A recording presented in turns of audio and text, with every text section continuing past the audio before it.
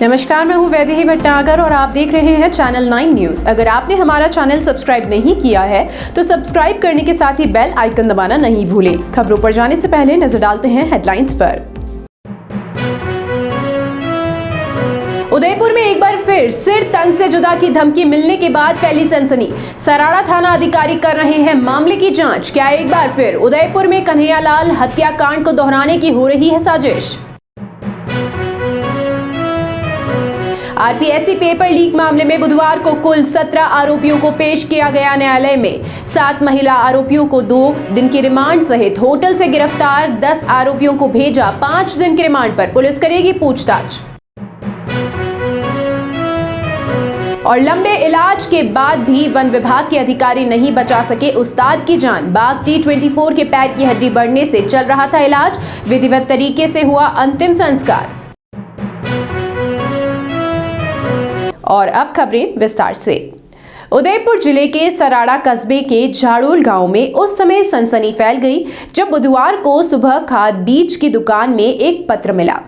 उसमें कन्हैयालाल हत्याकांड की तरह 15 जनवरी को 12 टुकड़े करने की बात लिखी हुई थी। इस तरह का पत्र मिलने के बाद पुलिस ने मामले की गंभीरता को लेते हुए अज्ञात बदमाशों के खिलाफ जांच शुरू कर दी है। उदयपुर में 6 माह पहले हुए कन्हैयालाल हत्याकांड जैसे मामले को फिर से नहीं दोहराया जाए, इसके लिए पुलिस ने सतर्कता बरतते हुए सराड़ा कस्बे के झाड़ोल के रहने वाले गोविंद पटेल की रिपोर्ट पर तफ्तीश शुरू कर दी है।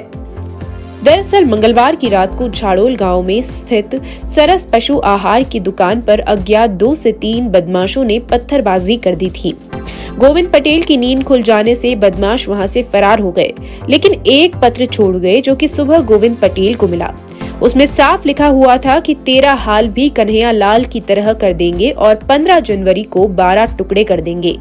इसके बाद गोविंद पटेल ने सराड़ा थाने में जाकर रिपोर्ट दर्ज करवाई।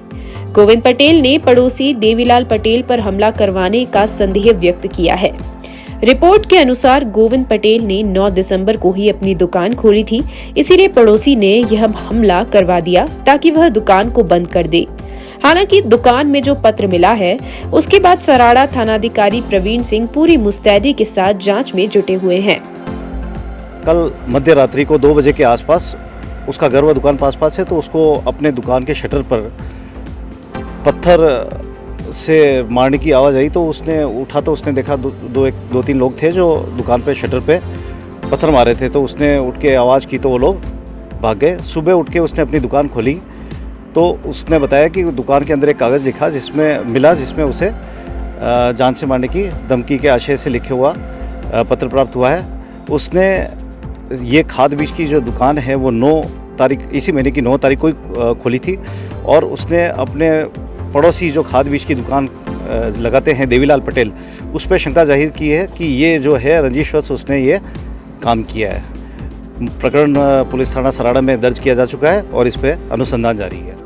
हालांकि डिप्टी राजेंद्र जैन ने कहा कि थानाधिकारी इसमें जांच कर रहे हैं, लेकिन जिस तरह से पत्र में खुले रूप से धमकी दी गई है उसके बाद कई तरह के सवाल खड़े होते हैं। अगर कन्हैयालाल जैसा हत्याकांड फिर से होता है तो पूरे शहर में स्थिति कुछ और होगी।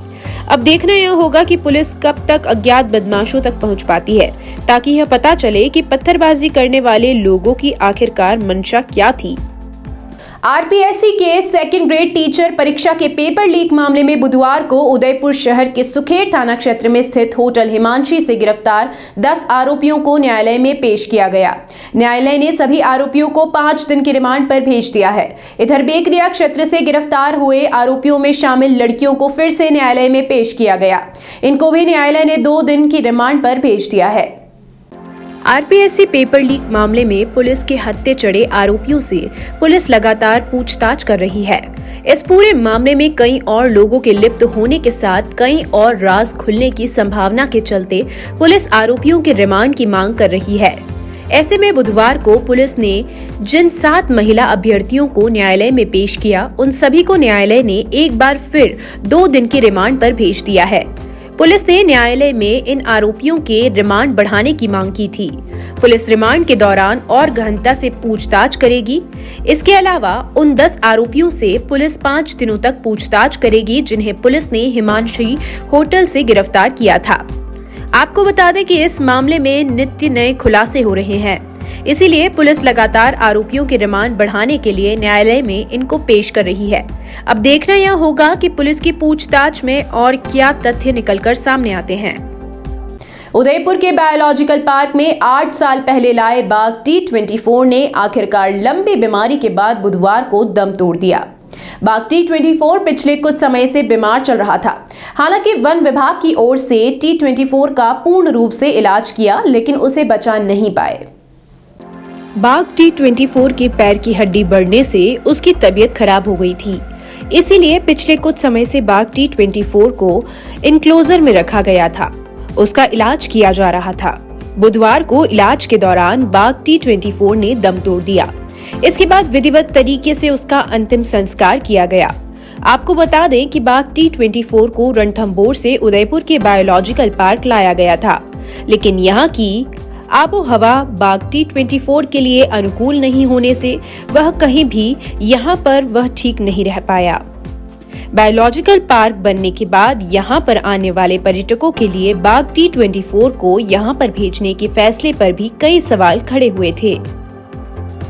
T24 जो उस्ताद है, उसमें जुलाई से उसके जो दाएं पैर की हड्डी जो है काफ़ी बड़ी हुई थी, तो उसके बाद एक बार ट्रीटमेंट भी किया गया। मेडिकल बोर्ड की टीम बिठाई भी गई थी, जयपुर से भी डॉक्टर्स आए थे, पर वो हड्डी बड़ी हुई का कोई उसके बाद थोड़े टाइम के लिए रिलीफ आया उसको। बाकी हड्डी बड़ी हुई थी तो एक पाँव उठा के चलता था वो पिछले 6-1 महीने से। अभी 23 तारीख के आसपास उसकी तबीयत थोड़ी ख़राब हुई थी, तो न्यूरोफाइट शायद बड़े हुए आए, उसके अंदर डॉक्टर साहब ने रिपोर्ट बताया था। उसके बाद पूरा स्वस्थ हो गया था, डाइट पूरी ले रहा था वो। अचानक कल रात को उसने जो है काले दस्त करे और थोड़ा डाइट भी उसने कम ली थी। आज सुबह भी उसको एक्सक्यूज केज में लेने का ट्राई किया था, पर एक्सक्यूज केज में वो आया नहीं। फिर अराउंड 12 बजे के बाद उसने दोबारा से काले दस्त किए और 2 बजे के आसपास उसने प्राण त्याग दिए। उदयपुर के जिला कलेक्ट्रेट में चल रहे रंग रोगन के कार्य में बरती जा रही लापरवाही को लेकर चैनल 9 न्यूज की ओर से दिखाई गई खबर का जोरदार असर हुआ है। खबर चलने के बाद सभी मजदूर हेलमेट पहनकर कार्य करते दिखाई दिए। जिला कलेक्ट्रेट परिसर में चल रहे रंग रोगन के कार्य को करने वाली एजेंसी के लोगों द्वारा बरती जा रही लापरवाही को लेकर चैनल 9 न्यूज ने मंगलवार को खबर प्रसारित की थी। उसमें साफ दिखाई दे रहा था कि किस तरह से सभी मजदूर ऊंचाई में बिना सुरक्षा यंत्रों के कार्य कर रहे हैं। इस खबर के चलने के बाद बुधवार को ऊंचाई पर कार्य करने वाले मजदूरों ने हेलमेट पहन लिए और उसके बाद कार्य करते दिखाई दिए। खास बात यह है कि जिम्मेदारों की नाक के नीचे ही लापरवाही होगी तो अन्य जगहों पर होने वाली लापरवाही को कैसे रोका जाएगा। हालांकि जिला कलेक्ट्रेट में कार्य करने वाले मजदूरों ने तो हेलमेट पहन लिए, लेकिन ऐसी पहल सभी जगहों पर होनी चाहिए ताकि किसी भी मजदूर को कोई परेशानी न हो। राजस्थान अनुसूचित जाति जनजाति वित्त एवं विकास निगम लिमिटेड की ओर जन जागरूकता शिविर का आयोजन किया गया। उदयपुर के नगर निगम के दीनदयाल सभागार में आयोजित हुए शिविर में राज्य मंत्री डॉक्टर शंकर यादव सहित कई लोगों ने भाग लिया। शिविर के दौरान शंकर यादव ने सफाई कर्मियों के साथ बैठकर संवाद किया, साथ ही सरकार की जन कल्याणकारी योजनाओं के बारे में जानकारी दी, जिससे यह लोग योजनाओं का अधिक से अधिक लाभ उठा सकें। डॉक्टर यादव ने शिविर में पात्र लोगों को करीब 29 लाख रुपए की ऋण राशि स्वीकृति जारी की। इस दौरान अनुसूचित जाति, जनजाति, अन्य पिछड़ा वर्ग, दिव्यांगजन एवं सफाई कर्मचारी से चर्चा कर समस्या को त्वरित निस्तारण के निर्देश दिए गए। इस अवसर पर अनुजा निगम के महाप्रबंधक शीश राम चावला और राष्ट्रीय कर्मचारी सफाई विकास निगम की डीजीएम रुचि शर्मा और सामाजिक न्याय एवं अधिकारिता विभाग के उप निदेशक मानधाता सिंह भी मौजूद रहे।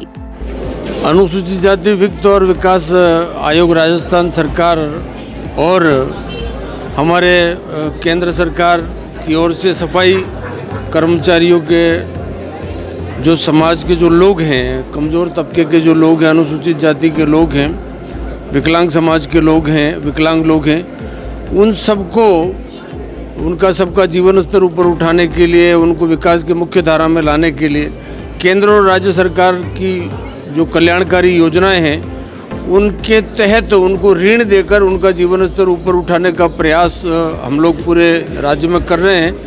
और उसी के तहत ये एक जागरूकता शिविर आज हमने यहाँ रखा है।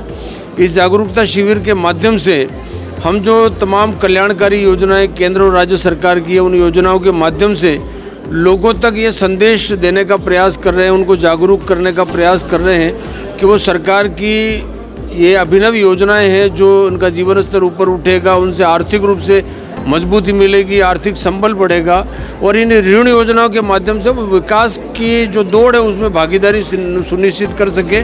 उसी के तहत ये एक जागरूकता शिविर हमने रखा है। और यहाँ हम रुकेंगे एक छोटे से ब्रेक के लिए। ब्रेक के उस पार होंगे लेकर फिर से कुछ नई ताजा तरीन खबरें।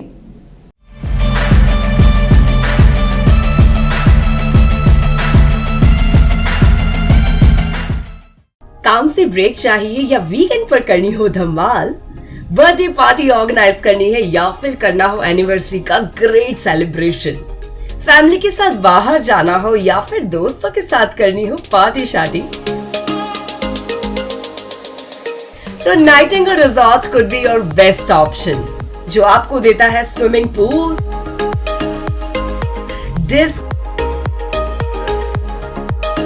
डिलीशियस खाना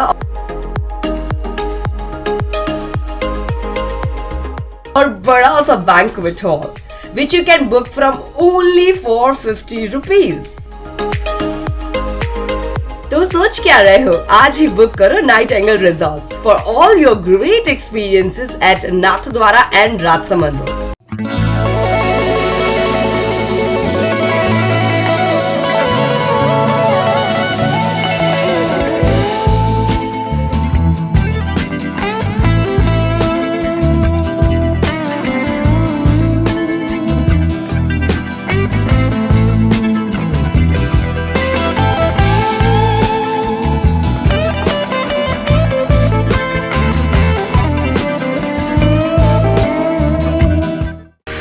जैसे दुल्हन के रूप को निखारने के लिए श्रृंगार जरूरी होता है, वैसे ही घर की रौनक को बढ़ाने के लिए रंग जरूरी होते हैं। इसलिए एलेक्सा पेंट आपके लिए लाया है Alexa Acumus, Alexa Shine, Alexa Precoat, Alexa Xtira, Alexa Superwing, Alexa Build blast.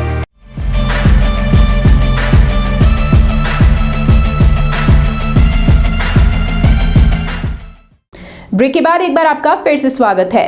राष्ट्रीय कांग्रेस पार्टी का 138वां स्थापना दिवस देश भर में कांग्रेस पार्टी कार्यालय पर धूमधाम से मनाया गया। इसी कड़ी में शहर जिला कांग्रेस कमेटी द्वारा पंचवटी स्थित सर जिला कांग्रेस कार्यालय के बाहर राष्ट्रीय कांग्रेस पार्टी का झंडा फहराकर स्थापना दिवस मनाया गया। जिला कांग्रेस कमेटी के निवर्तमान अध्यक्ष गोपाल कृष्ण शर्मा ने बताया कि कांग्रेस पार्टी देश की सबसे पुरानी पार्टी है। देश की आजादी में कांग्रेस पार्टी का महत्वपूर्ण योगदान रहा है। कांग्रेस पार्टी के कई नेताओं ने देश की आजादी के लिए अपनी जान दी है। उन्होंने कहा कि पंडित जवाहरलाल नेहरू और लाल बहादुर शास्त्री जैसे नेताओं ने कांग्रेस पार्टी को मजबूती प्रदान की और अब राहुल गांधी भारत जोड़ो यात्रा निकालकर देश में फैली नफरत को मिटा रहे हैं। पूर्व केंद्रीय मंत्री डॉक्टर गिरिजा व्यास ने बताया कि आजादी के आंदोलन में कांग्रेस के कई नेताओं ने अपनी शहादत दी है और महापुरुषों ने बलिदान से ही आज कांग्रेस पार्टी मजबूत हुई है। कांग्रेस एक दिशा है, एक निर्देश है, एक कार्य क्षेत्र है जिसके तहत 1885 में इसकी स्थापना हुई थी।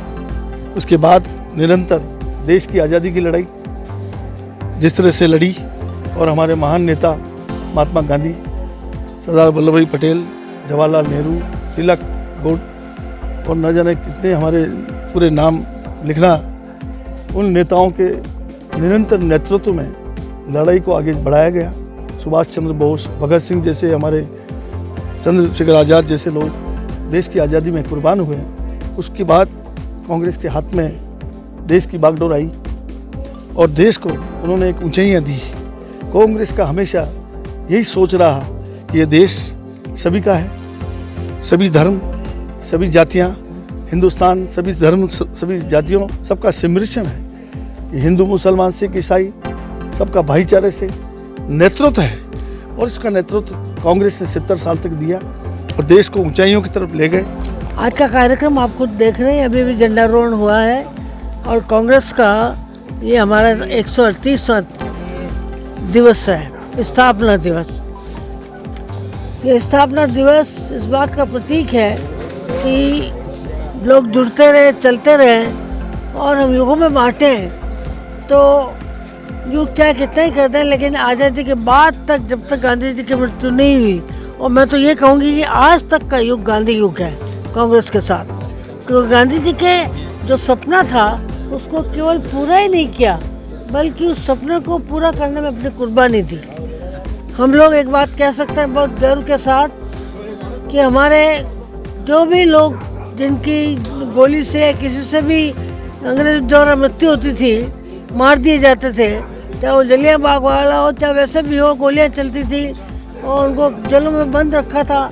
इन लोगों का पूरा इतिहास मुझे नहीं कहना, केवल यही कहना था कि कांग्रेस के पीछे उसके पीछे चलने वाला जुलूस चलता जाता था, जुलूस नहीं रुकता था और आगे दूसरे आगे बढ़ जाते थे कि अब हमारी बारी है। और उसकी लाश को हम लोग बाद में उठाते थे, लेकिन यदि झंडा गिर गया तो उसको पहले उठा करके उसका नेतृत्व करते थे।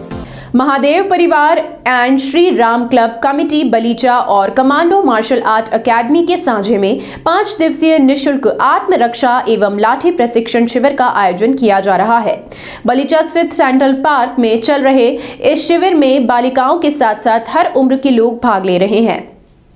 शिविर का आयोजन करवा रहे समाज सेवी लालाराम गुर्जर ने बताया कि वर्तमान समय में बालिका अकेले कहीं घूम नहीं सकती, क्योंकि रास्ते में मिलने वाले उचक्के बालिकाओं के साथ छेड़छाड़ करने से नहीं चूकते। ऐसे समय में आत्मरक्षा प्रशिक्षण बहुत जरूरी है, इससे बालिका अपनी स्वयं की सुरक्षा कर सकेगी। 5 दिवसीय सुरक्षा शिविर में काफी उत्साह देखा जा रहा है और बालक बालिका सहित अन्य लोग भी इस प्रशिक्षण शिविर में भाग ले रहे हैं। इस आयोजन में सर मैं लालाराम गुर्जर, मैं एक थोड़ा सा बैठा और मेरे को और ये सर आए थे किशन जी, बोले सर एक ऐसा रखे जो बच्चे के साथ कहीं बच्चे कहीं बाहर निकलते हैं तो लाठी का एक सिस्टम रखते हैं और इनको सिखाते हैं। तो इसमें ये आए तो मैंने कहा भाई मेरे से क्या सहयोग चाहते हो, तो इन्होंने बोला कि भाई मेरे को लाठी वगैरह की इसकी ज़रूरत पड़ेगी। वो पूरे ही मैंने कहा मैं करूँगा और आप ये बच्चों के साथ करो। और अच्छा प्रोग्राम चल रहा है और बच्चे अच्छे सीख रहे हैं, अच्छी भाग में आ रहे हैं बच्चे और अच्छा भाग ले रहे हैं और सर अच्छा सिखा रहे हैं। मैं भी आ रहा हूँ, सवेरे आके देख रहा हूँ, बहुत अच्छा काम चल रहा है और इनको अच्छी तरह से सिखा रहे हैं। ये नहीं कि कोई बच्चे एकदम तैयार, छोटे छोटे बच्चे देखो आप, ये आ रहे हैं और ये तैयारी कर रहे हैं। इसमें इन बच्चों का भविष्य है कि जैसे बच्चे कहीं बाहर निकल रही है तो आजकल माहौल आप जानते ही हो, उस माहौल में बच्चे क्या अपने आप को वो यूँ समझे कि मैं सामने 10 है तो उनसे निपटूंगी। तो वो लड़कियों में एक जोश आ रहा है और लड़कियाँ अधिक करके लड़कियाँ ज़्यादा सीख रही है। मेरा नाम पलक सिंह है और शिविर तो बहुत अच्छा चल रहा है और मैंने ये समझकर इसमें भाग लिया है कि सेल्फ डिफेंस सीखना बहुत ज़रूरी चीज़ है इस ज़माने में, कि कोई भी लड़का अगर आपको छेड़े या फिर परेशान करने की कोशिश करे तो शिविर में जो आपको सेल्फ डिफेंस सिखाया जा रहा है उससे आप अपनी रक्षा खुद कर सकते हैं और जो आपको बोले या फिर छेड़े उसको रिटर्न में जवाब दे सकते हैं कि लड़कियां कमज़ोर नहीं होती। मेरा नाम मनस्वी सोनवाल है।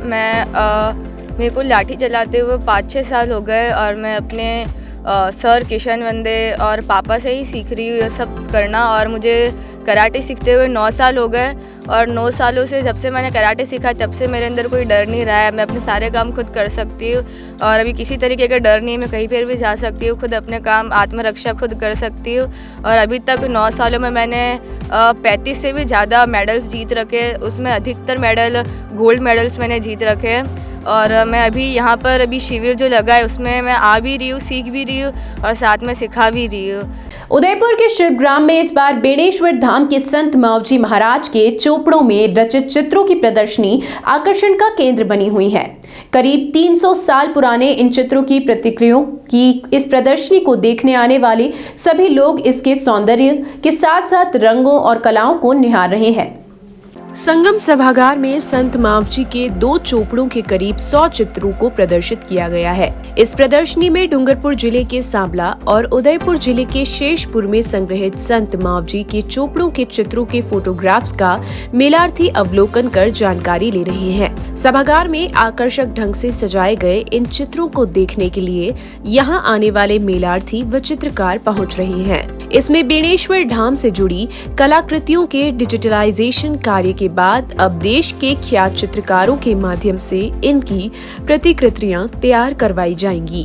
नमस्कार, मैं डॉक्टर अशोक पंड्या, खोडन, जिला बांसवाड़ा। मैं आज यहाँ शिल्पग्राम में संगम हॉल में उपस्थित होकर यहाँ जो मावजी की साहित्य और उनकी चित्रकला प्रदर्शनी लगी है उसमें मौजूद हूँ तथा उसके बारे में 2 बात करना चाहता हूँ। आप यहाँ जो देख रहे हैं ये आज से 300 वर्ष पूर्व संत और महाकवि मावजी हो गए हैं। उन्होंने अपना महाकाव्य लिखे हैं, वो संख्या में 5 है और उनकी पृष्ठ संख्या 666 है। हर ग्रंथ में उन्होंने अलग अलग चित्र भी प्रदर्शित किए हैं, संदर्भ भी उन्होंने दिया है। शाम सागर की ये जो प्रदर्शनी है वो शाम सागर और मेघ सागर 2 ग्रंथ हैं, उनके अंतर्गत दिए गए 70 चित्रों की है। मैं यहाँ ये बताना चाहता हूँ कि मावजी ने कुल 5 ग्रंथ लिखे हैं। इसमें एक शाम सागर जो सांबला में है, मेघ सागर जो शेषपुर में है, प्रेम सागर जो कुंजपुर में है, रतन सागर जो बांसवाड़ा में है और अनंत सागर जो अंग्रेज़ों के यहाँ होना बताया जा रहा है। सभी ग्रंथ मावजी ने आज से 300 वर्ष पूर्व लिखे हैं, हस्तलिखित हाथ से लिखे हुए हैं। उनकी स्याही अपने ढंग से बनी हुई है। इन चित्रों में जो रंग हैं सभी प्राकृतिक हैं और वानस्पतिक हैं। लाखों जनजाति जनों की आस्थाओं के केंद्र बेणेश्वर धाम से जुड़ी पुरानी कलाकृतियों को संरक्षित करने की दृष्टि से यह प्रदर्शनी लगाई गई है। वेस्ट जोन कल्चर सेंटर की पहल पर संत मावजी के चोपड़ों के डिजिटलाइजेशन के कार्य के तहत प्रतिकृतियों को प्रदर्शनी में प्रदर्शित किया गया है। संत मावजी रचित चित्रों की प्रदर्शनी लगाने का प्रयास अनूठा है। प्रदर्शनी में बेणेश्वर धाम की प्राचीनता, संत मावजी और इनके पर्वतीय संतों, मावजी रचित चारों चोपड़ों, इनमें उकेरे गए भविष्य दर्शाते चित्रों, धाम की धार्मिक महत्ता और इससे संबंधित परंपराओं, बेणेश्वर धाम मेला और इसके विशिष्ट को देखते हुए बेणेश्वर केंद्रित संग्रहालय बनाने की भी योजना है।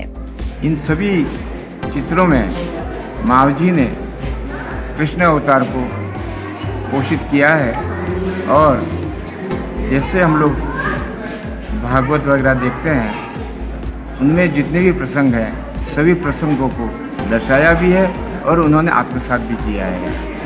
इसमें रासलीला है तो जीव की सृष्टि कैसे हुई ये भी रचना भी है। वेण वृंदावन कैसे बनाया ये भी है, तो महाराष्ट्र कैसे रचा ये भी है। स्वधाम कैसे जाना हुआ ये भी दर्शाया गया है। और इन सब बातों के बाद सबसे बड़ी बात कलयुग की पूर्ण होने की स्थिति में पुनः सतयुग आएगा और उस समय ये जो अश्वारूढ़ निष्कलंक अवतार हैं उनका चौथा पाद है धर्म, दया, सत्य और कीर्ति। तो ये चौथा पाद जब धरती को छू जाएगा तो निश्चित रूप से उस दिन सतयुग आ जाएगा। इस धारणा के साथ में उन्होंने निष्कलंक अवतार की कल्पना की है और ये हमारे सामने प्रस्तुत किया है। यही इन ग्रंथों में और इन चित्रों में प्रदर्शित किया गया है।